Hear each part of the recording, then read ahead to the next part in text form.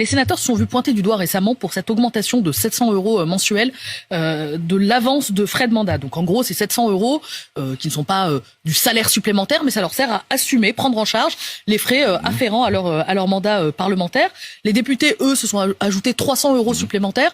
Est-ce que vous participez de la déconnexion quand on voit ces augmentations, ces chiffres, et que les Français, en parallèle, voient que sur leur fiche de paye, ça ne bouge pas de la même façon? Écoutez, l'inflation, 16,3%.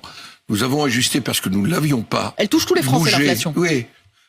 Mais elle touche aussi, pas 700 € elle de touche plus par aussi mois. les frais liés au mandat. Et nous les avons ajustés de 11%. Il faut aussi se dire que la vie politique, la vie démocratique, ça a un coût.